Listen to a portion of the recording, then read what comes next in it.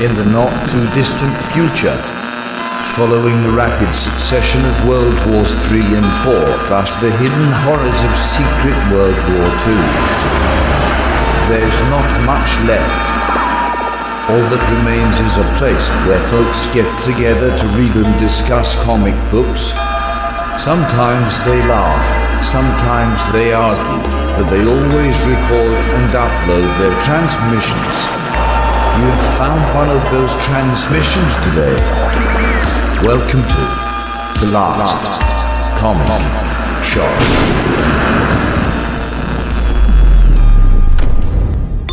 Hey! It is now time for a Last Comic Shop bonus show. That's right, kids out there in podcast land, you get a bonus episode of the most fantastic comic book related review program out on the market. This week we're not doing comic book reviews. That's right. I'm a liar already, and Chad's going to call me out on it. I'm the host with the most, Andy Larson. That's Chad Smith, the guy that keeps me honest, my wonderful co-host. We put the books down this week, kids. It's all TV shows. That's what it's all about these days. TV, streaming stuff. Yeah. That's right. Nobody goes to movie theaters anymore. Nobody picks up books anymore. Everybody just goes out to these streaming services, subscribes for a little while, watches something, then unsubscribes. That's that big problem they all have, right? Are you subscribed? How about HBO They can't Max? sustain. And that's J.A. Scott, somebody that knows all about sustaining, because, again, he's a co-host every single week on this program. And, again, he's one of those guys that was like, boy, I got to get my HBO Max subscription back just to watch Justice League this week, because we're going to do a review. Was it worth it, J.A.? Did you actually cash in and watch some other stuff while you were on that HBO subscription?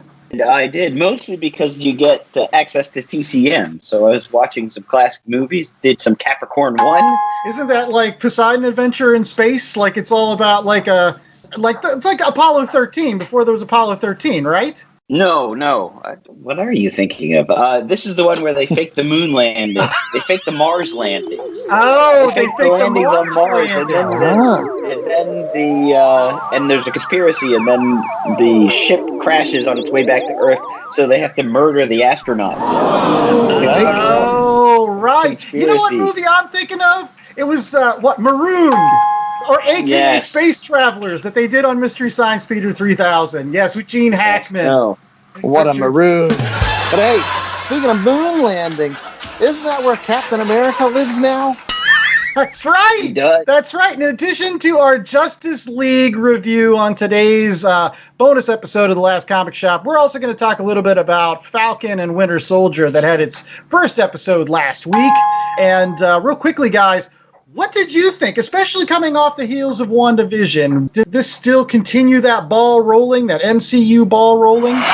It was nice to see Batrock back, the leaper from the Winter Soldier movie, and the Falcon scene to open up was quite cool because we didn't get that, obviously, with Scarlet Witch's WandaVision. That was much more sort of slow-paced and I was going to say, too, with the Falcon and the Winter Soldier, I feel like that's the opposite of the Snyder cut for me, just because there's not a whole lot that happens. Yeah. With Marvel shows, they've built up so much goodwill for me through the years. I'm like, okay, I'll just watch Falcon, talk to his sister on a boat. Since Marvel has gone through all the steps to establish the rapport with these characters, like, I'm okay with the slow burn on this show for a little bit.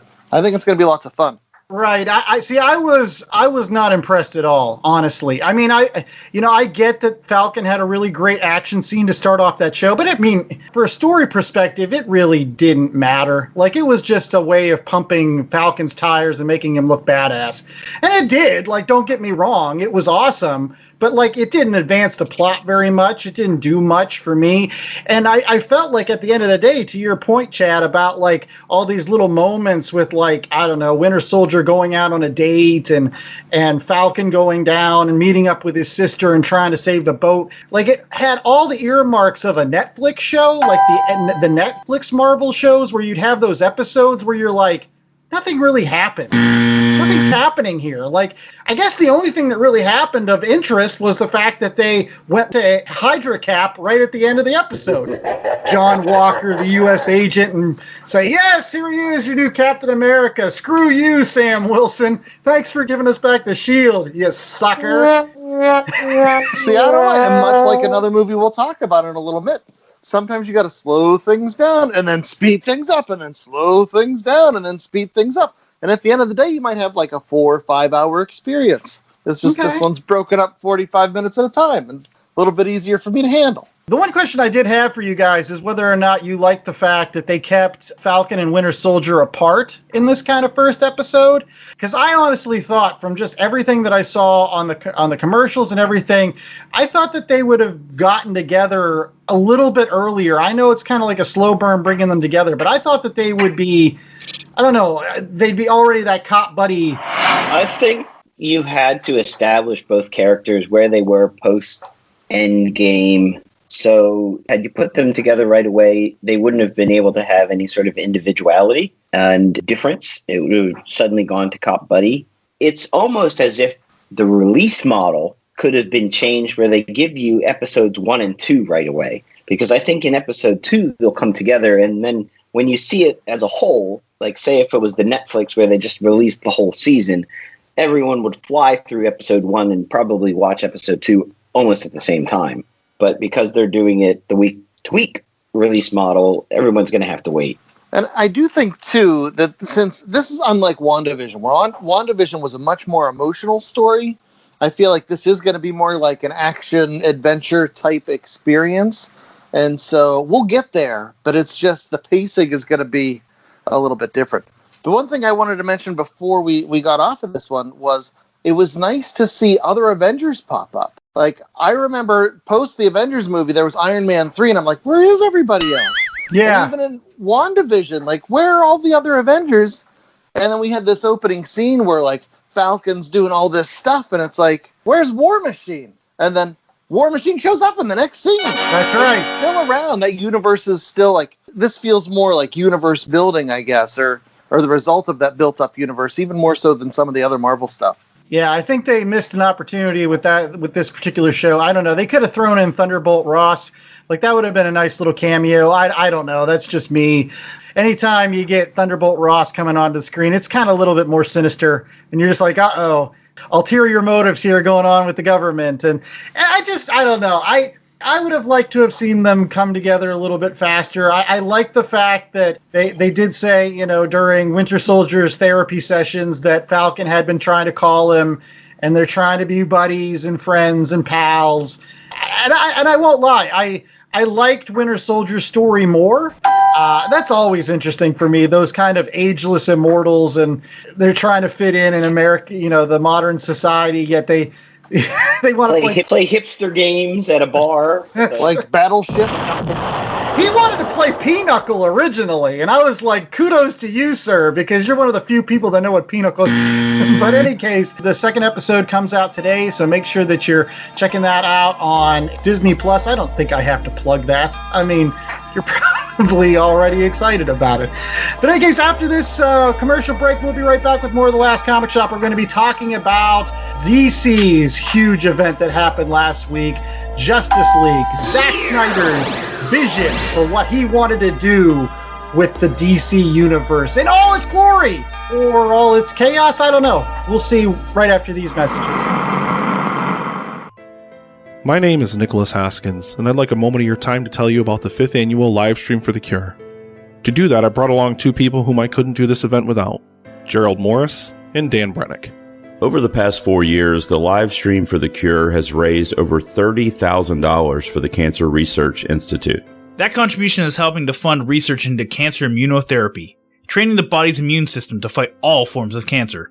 This year, we're aiming for our biggest goal yet as we try to raise $15,000 in 50 hours on the air. Tune in May 19th through the 23rd as we're joined live by podcasters and content creators from around the world. With your help, we can continue the fight for a future immune to cancer. Together, we can make a difference.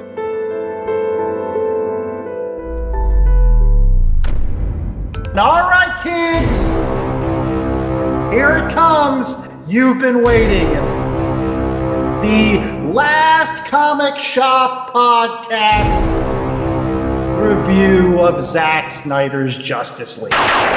It is one thing that I feel has divided fans everywhere. Like this movie, this Zack Snyder thing has divided so many comic book fans throughout time and space that it's finally, once it came out, I just felt like a weight just came off of my shoulders. I was just like, it's out there, you can watch it, you can say whether it's good or it's bad. Nobody can ever say that Zack Snyder didn't get his thing. And here we are on today's program about to review it. And does anybody want to say who was in this movie? Because there was a lot of folks in this movie. Batfleck, Cavill Superman, Ezra Flash, Gal Gadot Wonder Woman, Ray Fisher, Cyborg, CGI as Steppenwolf, CGI as Darkseid. Who else? Who am I missing? Amy Adams as Lois Lane gets actually some proper screen time. Ian Lane shows up as Martian Manhunter. You got Jeremy Irons as Alfred, basically doing everything. That was the most important Alfred I ever saw on screen, because he was like, I don't know, Tony Stark and 6 other like mentor type characters all wrapped up into one. Like, I would love to have Alfred around, because you don't really even need Batman if you have Alfred.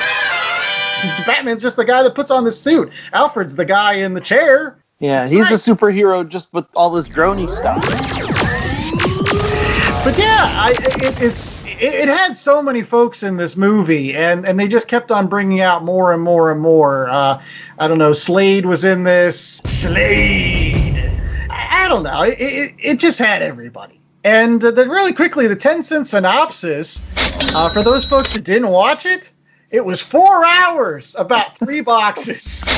4 hours, about 3 boxes, and only one of them mattered. Only one of them mattered. I'm sorry to say. So if you watch the movie, the first 2 are just MacGuffins. They're just to like ratchet up the tension, at least in my opinion. But basically, the one box that like the humans had, which is the box that they resurrect Superman with, which was neat. I won't lie. That was super cool that they actually used a mother box like they did in the actual Return of Superman from the 90s. But that was really the only one that mattered. And for the fictitious Justice Leagues 2 and 3, can we not call Lois Lane her own sort of mother box? Oh. Planted the seeds, right? Oh, that's awful. Well, while we're on the mother box thing, what I didn't get is, like, you know, in Themyscira, you've got, like, the entire Amazon warrior race protecting this mother box, and then you go to Atlantis, and they've got, like, 2 dudes and Amber Heard. Yeah.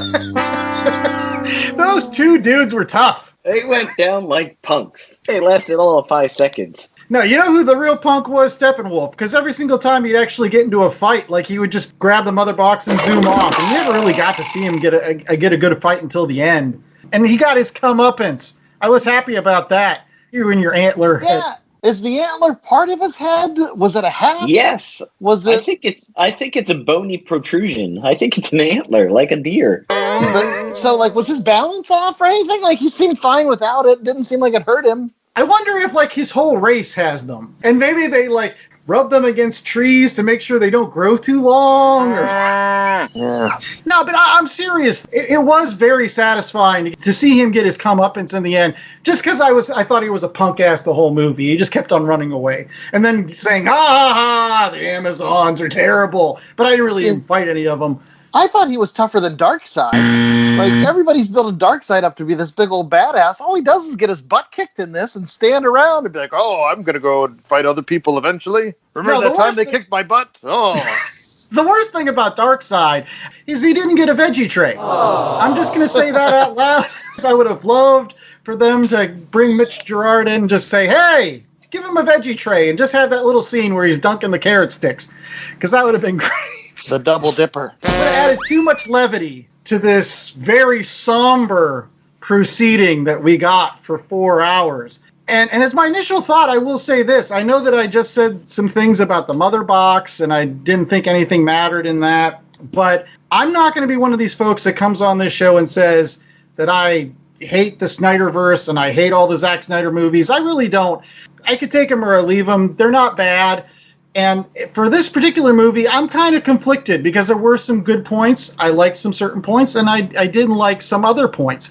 But I'm going to save my comments for last because on this particular show, we actually have two guys that kind of have opposite opinions on things. And I'm going to let them talk. So we have J.A. that thought it wasn't bad in terms of Justice League. And then you got Chad, and he just thought it was, well... I thought it was 4 hours. There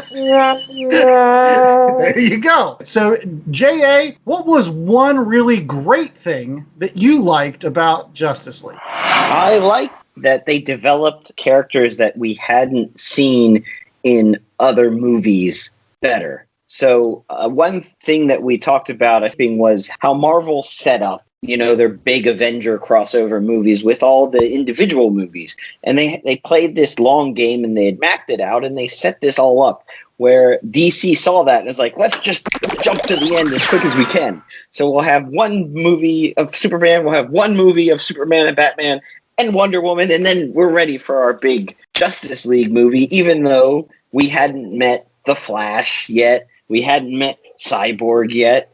So in the theatrical cut, you don't ever get to meet those characters that much. There's just not enough time with all the stuff they've got to put into place with just, plotting out the story to get some really nice character beats on The Flash or on Cyborg. And the Snyder cut, that I thought was done much better. And they shifted the focus of the movie. The movie, I think the theatrical version was very much a Batman Wonder Woman movie.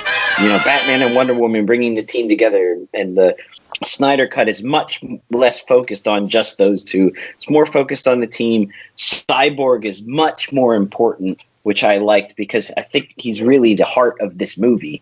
Really? Okay. I thought The Flash was. I mean, that was one of the best parts for me. That was one of my favorite parts of this particular movie was The Flash in general. Although, again, he wasn't the appropriate Flash in the fact that they still called him Barry Allen. This was Wally West Flash. Like, this is the happy-go-lucky, young, up-and-coming superhero, and that's really the Wally West version of the Flash character. The humanity, the heart. Barry Allen, the most heart he ever had was out racing time to beat the Anti-Monitor and his death scene. That was like the biggest thing that I can say that in terms of like him having character development. Wally West has all of that. And so like I know they called him Barry, but he was really Wally, but he was the emotional focus. And I love the scenes where he went to prison and he was talking to his dad. I like the dog walking scenes. I really love the end where he outraces time in order to save the entire Justice League. Even with a big gash in his side, like it was super moving for me. Chad? Yeah, so my basic thoughts on The Flash, he's the one person whose casting I didn't like, and I think he runs dumb, which is tough for The Flash. They can't do quick. It is. It's like he's swimming or... Right. So, now I can be the cranky curmudgeon. Everything J.A. said, I totally disagree with, and here's why. First, we talked about how this movie's 4 hours long. I'm going to keep going back to that. But the problem is, since they decided to take so many shortcuts, this movie wasn't a Justice League movie. It was, here's a quarter of a Flash movie. Here's a quarter of a Cyborg movie. Sure, it was neat to watch those scenes play out, but they wanted to give each character their moment to shine. Aquaman gets his 10-minute song Under the Sea. Wonder Woman gets all the Themyscira stuff. But there was so much of that stuff that just needed streamlined. As a result, because everything's happening sort of in these flashbacks, a lot of the characterization when they get to actually be the Justice League, it isn't earned. Like, Wonder Woman hasn't spent enough time with Superman to be like, Kal-El, you're the last son of Krypton and a really great guy. No, they had like 2 conversations and then he died. And like, everything is so rushed and smashed together that like, these people, there's no time for them to gel. There's no time for them to become a team. Everything just felt forced. And when there were moments where like Barry Allen gets shot and the Speed Force heals him, is that a thing? Was like, oh, I gotta wait for that to heal me up. That bullshit. It's totally unearned bullshit. I bought that. I mean, come on, he just reversed time on his wound. It was fine. But you bring up a good point though, Chad. And this was one thing I was thinking of. I think that the folks that enjoyed this movie, I think that they come at this movie saying like, I've been a DC fan for X number of years. I've read all of this stuff in DC Comics, so I have the backstory. Like, I have it internally somewhere here, and so when I'm seeing this stuff on screen, I'm like, oh my God, I remember when that happened in that comic. I remember the death of Superman. I remember the return of Superman. I remember how Superman and Batman fought and how they're all good friends and they're the Trinity and all this other stuff, because I read all these comics. But in the actual movie, none of that happens. So unless you know all this stuff from the comic books, you don't get that. And it's unlike the MCU, where they actually build things up and you don't even have to read. It's nice if you read the comics. It's kind of like an Easter egg for you a little bit, but everything's explained throughout. It's amazing how they put out one Superman movie and immediately kill him and then bring him back to life. When in comic books, that happened over, 75 years? Yeah. Like Metropolis is so in love with Superman, they've seen him like twice. And it's like some people have come out and said this is the dawn of the DC universe. This is the universe before they had superheroes, right? Well, then why does anybody care about any of these people? Yeah. The fans that enjoy this, they care because they have actually read comic books for a long time, so they care about these characters. But, it's not earned, to your point. It's only earned because of what you bring to the table before you watch this movie. J.A.? Yeah, I can see your point on that, and I can concede that it always felt a bit off that Wonder Woman is standing there. He doesn't know who he is. Kyle, reach out with your feelings. Yeah, how does she even know? She met him when the rest of the world met him, because Man of Steel, no one knows Superman exists until the aliens come. So it's not like he was flying around saving people. Yeah, what does he have, 2 weeks between Man of Steel and, Dawn of Justice or whatever? And maybe he's very busy during that 2 or 3 months. But, to put then a statue up and say he's our hero, you're right, I don't really buy it. He did save the Earth from, being terraformed and destroyed, so... I guess, but he killed all those people and made Batman mad. Well... All right, let's not belabor the point. We're not here to belabor those particular kind of glaring aspects. Time, focus, yeah, we get it. Those are still big issues with this. A good thing that I enjoyed, I'll just throw it out here. I really liked the action scenes. Yeah, they were overblown. Yeah, they were here's these slow motion, Tokyo drifting Batmobiles and stuff like that. But it was still cool. I won't lie. Zack Snyder knows how to make a cool image on screen, and you're like, yeah, that's a kind of a neat image. If I saw that in a comic book, I'd be like, oh my God, that's some neat art there. Sometimes it's a bit too much. Sometimes he goes a bit Rob Liefeld on the slow-mo stuff. But I will say what I appreciated was that it had a consistent tone. I always felt that the last fight in the old version and the theatrical version didn't fit with some of the other parts. And we know why, of course, because it was brought in and they redid it and they recolored it. And it was just turned out to be too CGI. That purple shit going everywhere, that pink stuff, whatever they had. I hated that. I liked this ending fight much better because of the consistent tone. Say what you will about the Joss Whedon edits, but I felt that the Zack Snyder stuff at least was much more consistent, especially when you consider it the third part of the trilogy that started out with Man of Steel and then Dawn of Justice. It worked better. Right. And as the resident Rob Liefeld fan, this is the part where I'll be complimentary to Zack Snyder. He's very good with the visuals. He's very good with those action scenes. Much like Rob Liefeld, they don't have feet. So if you look below the ankles, there's nothing there. But he has a style. And I will give the guy his style. But there's where my negative Nelly comes in. Unfortunately, it's an after effect of his style is he's trying so hard to be cool all the time. And his visuals, very cool. His script, utter bags of shit. And you can tell in the dialogue, he's trying too hard to be cool. And things like, these capes come back, or like all sorts of dumb dipshit dialogue. It doesn't belong in a superhero movie with it's also trying to sell underoos. But like, if his script was as cool as his dialogue, this would have been a much better movie. But the visuals were great. And that's where the fun in a Zack Snyder movie is, in those visuals, in those shots, in the look how wet Aquaman is. And speaking of Aquaman, I did love the hair again. Like, there's something about that Aquaman hair. Everybody, all the Atlanteans, they all have great hair. The hair effects underwater, just great stuff. Yeah.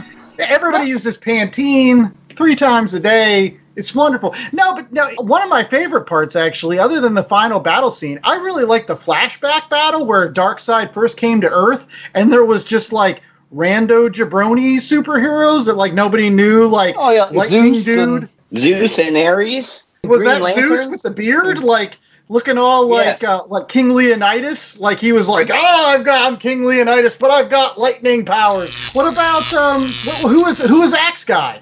Was Axe Guy Ares? Ares. Okay. You know, and this is to your point where if you're a DC fanboy, you know some of these things that if you're not, they haven't set it up or built it up. I mean, you know, seeing Zeus and Ares, that's where Diana comes from. That's Wonder Woman is part made from Zeus, right? She's the blood of Zeus and clay. That's true. So I don't know. I would have rather seen some actual new gods show up there. Like I that's just me. Like maybe they showed up to fight. Darkseid. Darkseid's a new god. But the other ones, like High Father or Orion. I would have loved to seen Orion. I would have loved to seen Mr. Miracle. Those were opportunities there missed. Where was Mr. Miracle in this? Just like the veggie tray. Yeah. Just completely forgotten about. Give me a Barda. That's right. Oh, I would love a Barda. Oh, yes. See, they had an opportunity to throw those ones in, especially during that first battle. They can be like, and some other folks came to help the Earthlings in their battle against Darkseid in those ye olden days. And there's Barda and Mr. I don't know. But it was a neat scene. It was a neat scene. And I won't lie, I got goosebumps when at the end with the Justice League like lined up and they were all like, yeah, we're all tough. I was like, that's cool. That's a nice image. I like that. But then they blew it because they added that coda. Yeah, I'd like to talk about that. But first, yay or nay on the black Superman costume? Yay. I like the black Superman costume. I like when he came back with that after in the Return of Superman. He had the long hair and the mullet and stuff. That was great stuff. Yeah, but in the comic that had a purpose. So I'm gonna say nay, but a contingent nay. In my final points, I'm gonna bring up that black Superman costume. But I think at the end of the day, like, my Superman is red and blue. To Chad's point, it did have a reason for it in the comic that was not present in the film. Something else that hasn't been seen in the comic that was present in the film for no other reason as to tease us with what could have been, because they're not making a Justice League 2 or Justice League 3, is the coda that you just mentioned. The epilogue where we see the final sort of fully fleshed out nightmare vision, that's nightmare with the K, vision of the future post Darkseid coming to Earth and turning Superman with the anti-life equation. Yeah, that was just confusing for me. And I'll be honest, I'm one of these guys that's kind of sick and tired of, Superman's white bread, but like I'm not really for making Superman to be a dick. Like anytime you just like that's what you keep on going to is like, oh, I'm just gonna make Superman a really bad guy. I don't care. I don't that's defeating the purpose of having Superman. It's like making Jesus a bad guy. Like I'm like, I don't know what to do with this. Like it's Superman. Like it's everything that's supposed to be good. You're making him out to be the bad guy for no other reason than he's a super powerful bad guy. Then I don't know. I'll give you that. And Batman and Joker on the same team? Like no. Just no. Maybe him and Slade. I could see that. But like with the Joker stuff, he's like, you say one more thing and you're going to be in big trouble. And the Joker says like 7 things and he's like, thing you say, you're going to be in big trouble. Wait a second. You're going to be put in time out. I'm going to take away your Xbox if you say And then he says 3 more things. Like, eat your vegetables, Joker. Watch me not eat my vegetables, Batman. You need me on that wall. It just came out of I don't know. Like, I didn't like it at all. Like, I would have just done, like, Martian Manhunter. Even that was kind of random. Like, Martian Manhunter showing up at Bruce Wayne's house. I was just like... And that was cool. But he's been around since Man of Steel. Why didn't he, like, show up earlier and help out with any of this stuff? That is true. He was too busy with his government job. He's like, hold on. I want to join your team now that the crisis has passed. He's a bandwagoner. Like, that's all he is. He's coming on when everything's like, he's like, yeah, now I can be a fan of the Justice League because everybody else is. I've always been a Tampa Bay Bucks fan. What are you talking about? To go back to the Nightmare Future bit, what I didn't like about it is some of that stuff they reshot. They shot specifically because they're going to release it for this Snyder cut. The problem I have is when they shot a lot of that stuff originally and all these Nightmare flash forward bits that were in Man of Steel and Dawn of Justice, you were building up to something because at that point Zack Snyder was going to put out Justice League 2, Justice League 3, and that's what those 2 movies were going to really deal with.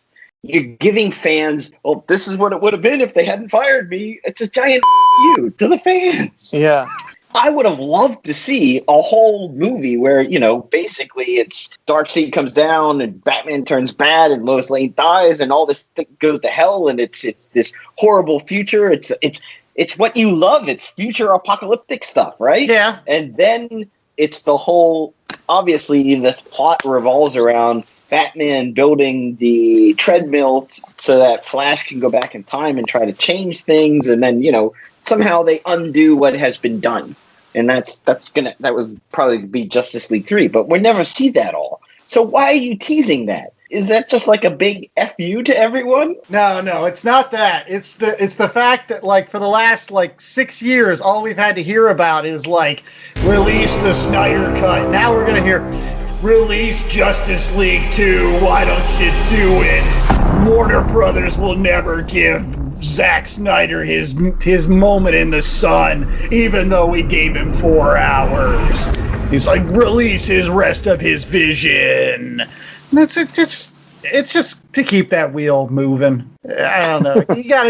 Hamster's got to jump on a wheel, and they got to keep going. Release it now. As long as that wheel can turn back time, it's all good. That's right. If the Flash can just wail his arms about like Magilla Gorilla and turn back time. Although I thought he was the center point of this movie, I did like the way that Quicksilver moved through time in some of the X-Men movies. That interpretation of fast-moving speed as opposed to whatever he was doing, air swimming. But to J.A.'s point, you have hindsight now. It's been 4 years since the movie was supposed to have come out, and you're reshooting things. You think Zack Snyder would have used some of that hindsight? No, he thought this would look real cool, so he wanted to do it. It doesn't matter if there's no purpose. It doesn't matter if it's a bridge to nowhere. It looked real cool, and Batman got to wear the dust jacket and the goggles again. It's like, yeah, let's do it. Let's have Joker make some sexy jokes. Let's bring it on. Didn't he look a lot like his interpretation of Night Owl at times, too? Like, he's just like, every time he put on the goggles, I'm just like, is that Night Owl? Or is that Batman? Is that Night Owl? Both. It's both. Any case, we'll be right back with more of The Last Comic Shop right after these messages. We got our ratings for Justice League, the Zack Snyder cut, so stay tuned for that. Have you ever been reading through a stack of comics and thought, maybe I should see what this Arkham Asylum game is all about? Or been playing Marvel vs. Capcom and felt like you were at a real disadvantage since you didn't know who half the characters were? Well, Play Comics is the show for you. I'm Chris, and each episode we take a look at video games based on comic properties and how well they stick to that source material. So whether you know the comics and want to know how all these games work, or you know the games and want to find out where all this craziness came from, go check out Play Comics at playcomics.com or wherever you find your favorite podcasts.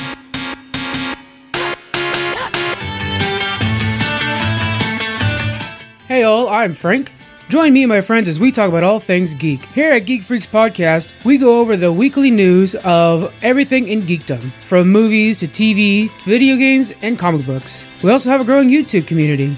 Join us as we go over everything in your geek life and share in the love of geekdom.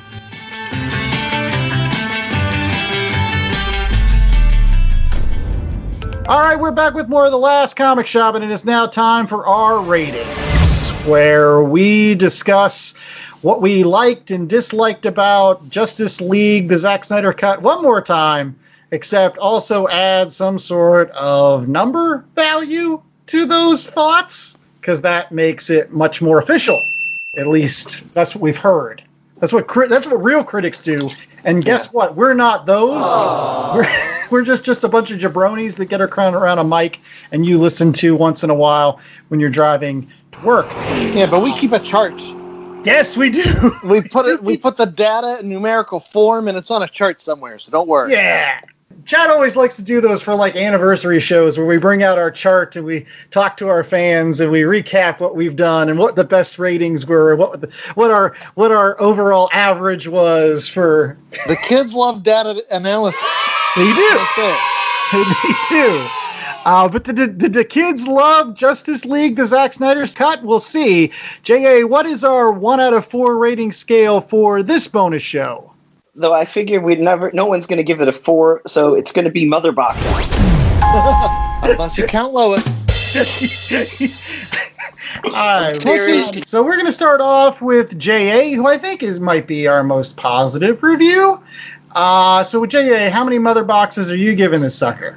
Yeah, I'm going to give it 3 mother boxes. I felt they could have edited some of the scenes down a little bit. You know, I didn't need to see 10 minutes of Alfred making tea early on. As you said, the first 2 mother boxes were kind of MacGuffins. They could have edited those down a bit. I think there's probably 60 minutes of padding they could have gotten rid of and not lose a lot. But I appreciated that it was a consistent tone throughout. I didn't like a lot of the Joss Whedon edits. I felt that the characters were confused in that one because sometimes they were being all hard and serious, and then other times they were being very quippy and Avengers-like. And this got rid of all of the quippy Avengers-like stuff. So Flash comes off as, you know, the humor works, but it's not forced. If you look at Steppenwolf, I thought they did a lot better job on his creature design and costume. One word. Edgelord. He's so edgy, he has about 6 million more edges. He's the last guy that should invest in a waterbed. I'll just say that. It did look a bit like the Destroyer from the first Thor movie. Yes. I'm glad somebody pulled that out because that's the first thing I thought of. I was like, that's the Destroyer from Thor. Anyways. But he was just more menacing, and I liked the way he died in this one rather than, oh, they're turning on you because of your fear. They smell fear thing. Kind of a big plot hole point we didn't talk about at all is if Darkseid knew that they left the 3 mother boxes on Earth, why didn't they just come back to Earth earlier to find them? I think somewhere I read that he forgot. And I'm being serious. Steppenwolf found the planet that it had been erased from his memory or something, or yeah. I mean, he did have a big giant axe in the middle of his chest when he left the place. Maybe I don't know. Does it really matter? Nothing else makes sense. Who cares? Okay. All right, Chad. How many mother boxes are you giving it? Okay, so I need to preface this. The whole Zack Snyder thing for me, it's like ordering a steak well done. Now, don't get me wrong. I love a good steak. And a lot of times I think the people that order their steaks well done are monsters. But sometimes things are going to happen, and you're going to get your steak well done. You're still getting steak, and there are lots of people that appeals to. That's not me. You know, so this movie is made for other folks. And I get that. I understand that. And this is a better movie overall, for sure, than the Joss Whedon Justice League, which in my mind, I enjoyed it while I was in the theater, but ultimately it was pretty forgettable. But I think this is an improvement on that for sure. And it's still steak. There's still fun moments. There's still cool action scenes. There's still that style. Like I said, it's not for me because it's so violent and over the top. I don't know if you wanted to bring a sense of realism to a movie with people who fly around in their underpants. But Wonder Woman blows out an entire level of a building to kill a guy. Yeah. And then turns to a little girl. She's like, I want to be just like you someday. She's like, you can do whatever you want, honey. And it's like, wait a minute. That's not cool. And so many of these characters are like hashtag not my characters, not my Superman, not my Batman. That for me, I honestly have to pretend that there's something else. Like, you know, you read comics and there's that janky Justice League analog. Yeah. That's what I have to pretend these characters are, because the Injustice Zack Snyder versions, they're not mine.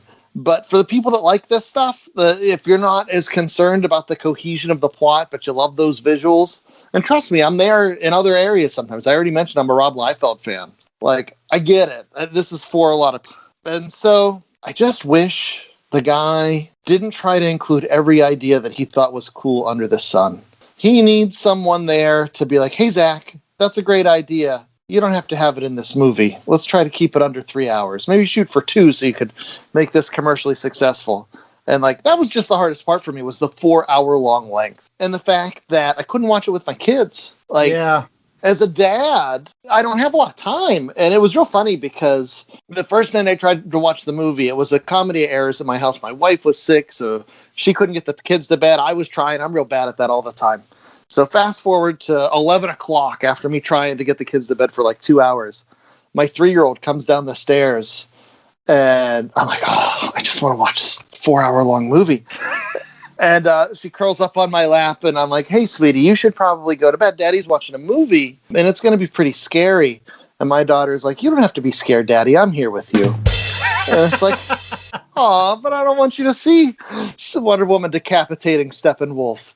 But at the end of the day, if this is your jam, if you're a well-done steak fan, I could definitely see this appealing. For the folks that wanted and asked for the Snyder Cut, they got what they wanted in spades. So many spades. 4 hours worth of spades. And 4 million edges on Steppenwolf's costume. I'm going to give it 3 mother boxes. Wow. Wow, you know what? Here I am, coming into this show saying I'm conflicted. There were parts of this movie that I liked. There were parts of this movie that I didn't like. But at the end of the day, I'm coming in here and I'm going to give it the lowest grade at 2. This is a 2 mother box movie. And that's average. It's an average movie.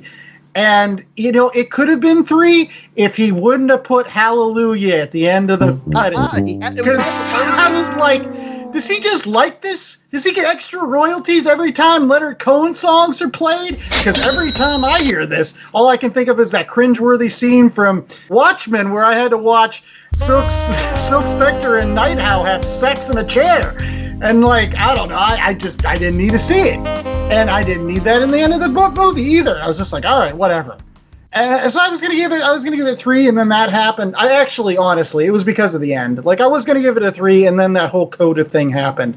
And to Jay's point, I don't know why it happened, and it just kind of ruined the movie for me. I'm like, I don't care. Is there gonna be a Justice League 2? Is this gonna matter? This is just confusing. This is real fan wank. This is just something that, again, can just bring Zack Snyder fans out of the woodwork to say, oh, that's why we should get the next movie. It's going to explain everything more, and you're going to finally understand his vision if you get the next movie, too. Sign here on the dotted line, you can get it. It's like selling me a timeshare. At some point, somebody's going to just say, oh, no, you got enough. You got 4 hours to make a movie, and you did some great things. I like Cyborg. I thought he was an interesting character. I really, really liked The Flash. Batman, didn't care.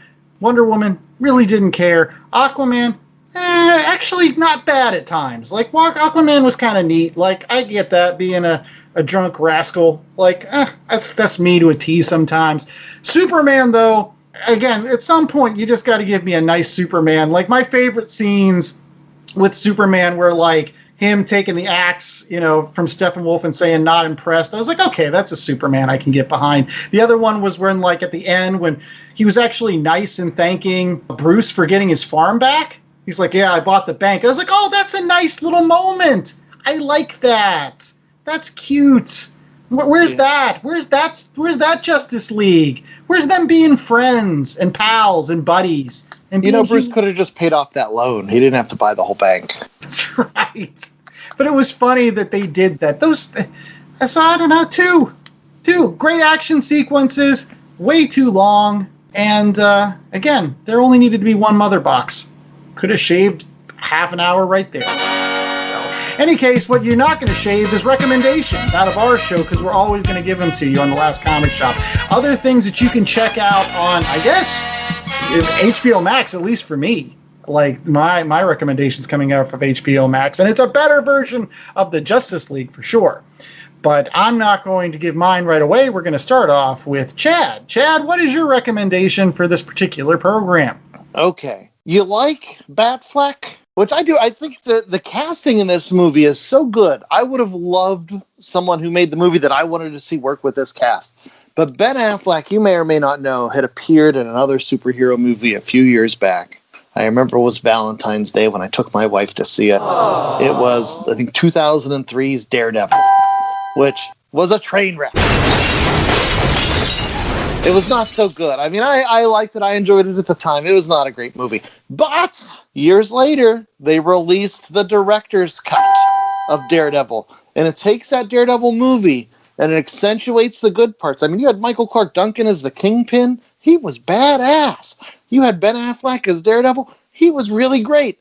And in this director's cut version, which I don't know if it's on Disney Plus yet, you might have to track it down like a used video store. I don't know. It's in that limbo. I don't know where it's streaming. But it has 100% more Coolio. Yeah! It makes the movie 100% more Coolio. Check out the Daredevil director's cut. It's a much better movie than the first go-round. J.A., what's your recommendation? If you like long movies, I could recommend the 7-hour War and Peace by Sergei Bondarchuk out of the 1960s in the Soviet Union. A classic, won all the awards.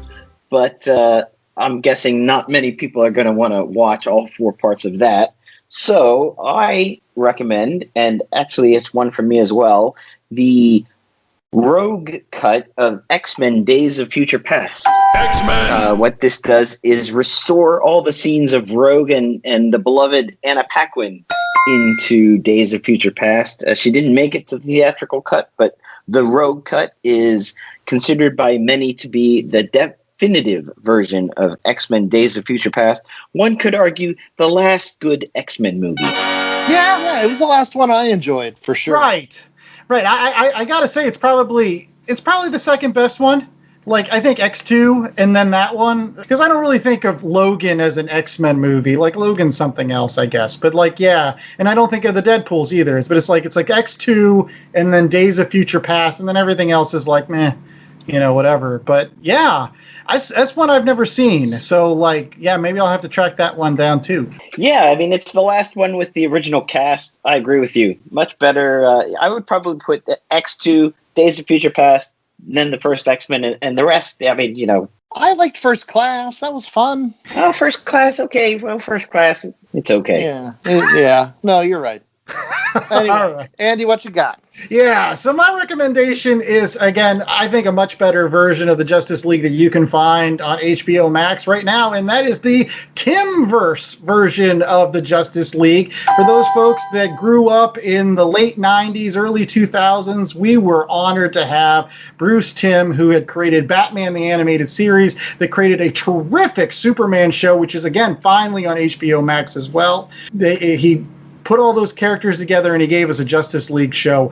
But more to the point, if you've ever watched the second series, which was called Justice League Unlimited, my God, is that a tremendous, tremendous series. Because basically they kind of allow you to move beyond the focal members of the Justice League, beyond Batman, beyond Superman, beyond Wonder Woman, and you get into some tertiary characters. There's a great episode with Mr. Miracle.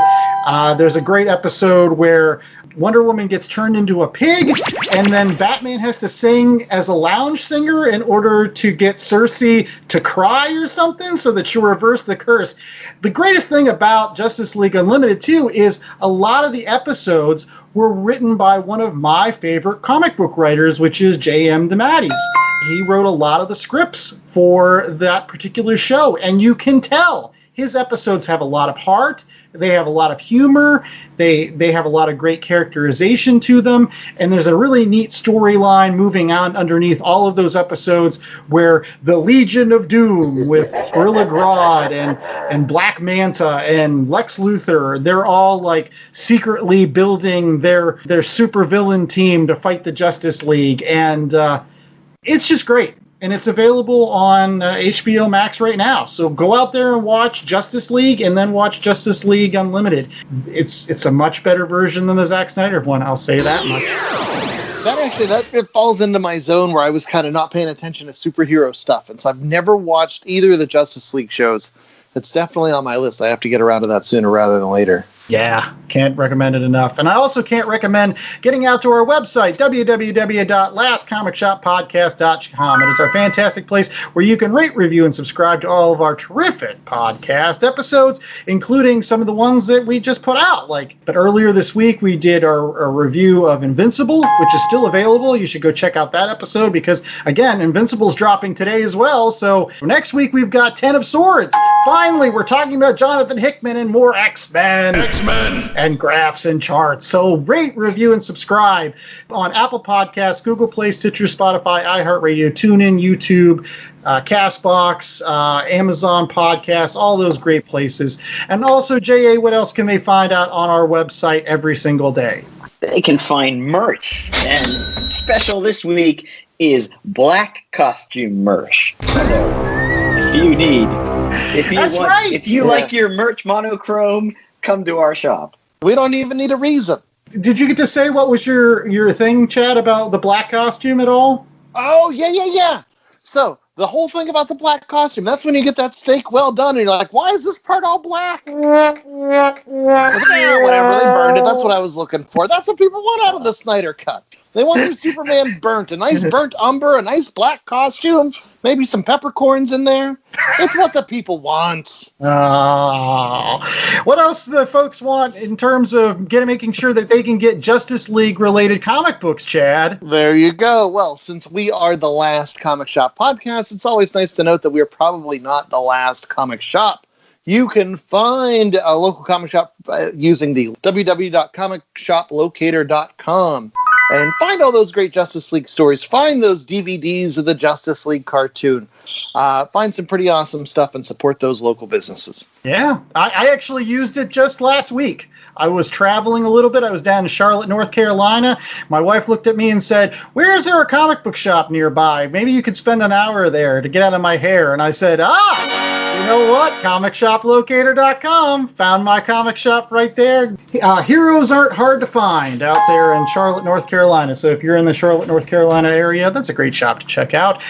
And make sure that you always check us out every week. I'm the host with the most, Andy Larson. I was joined by Chad Smith and J.A. Scott. Hope you enjoyed this bonus episode. And until next time, stay safe, stay sheltered, and most of all, keep the faith, because it's a very powerful thing. More powerful than, I don't know, mecha bat armor or anything else. As long as you got the faith, brother, you're going to always pull through. Because you got to have faith above Batman! So bad.